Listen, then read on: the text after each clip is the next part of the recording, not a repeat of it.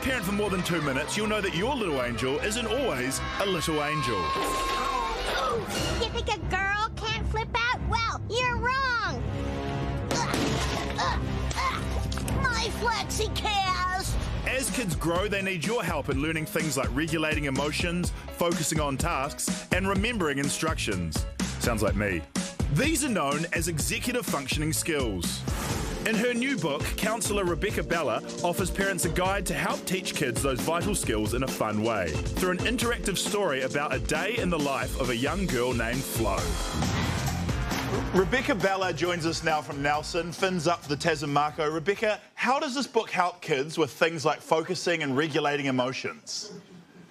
So for the kids to read it, it is just a story, and they help a wee girl called Flo throughout her whole day. They help her get ready in the morning, go to school and get home and get ready for bed. And they're interacting with the book. So it asks them to maybe remember something and then tap something and flip things. So they're finding the story is just fun and easy. But on that deeper level, they're practicing little subtle skills like focus, like memory.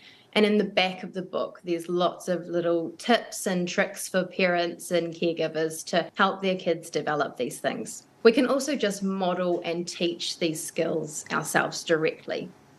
Is that the key here? Because if you are constantly losing your rag with your kid, are you really modelling emotional regulation? Do we need to teach the parents first?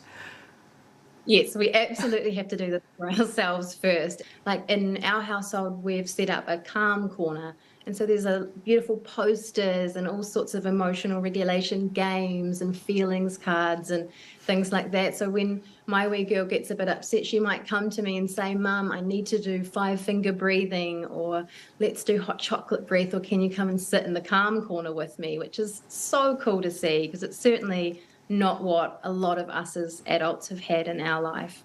Oh, yeah, Rebekah, can you be my mum? This sounds amazing.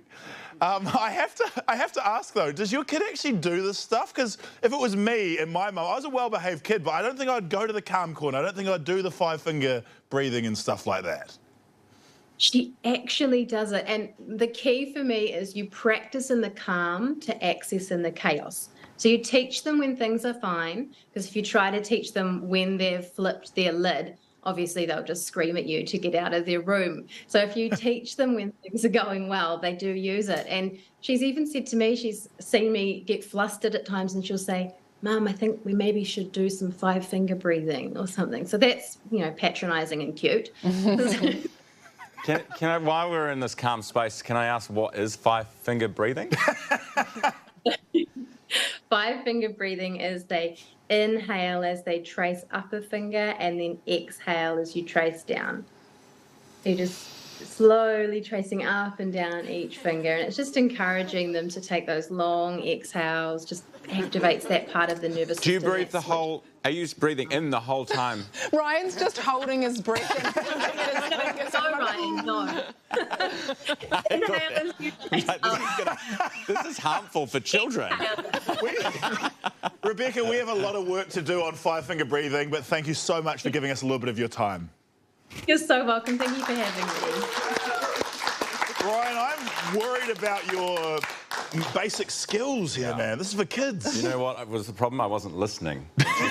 Breathe in and then breathe out. Yeah. There's two sides to that coin. Yeah.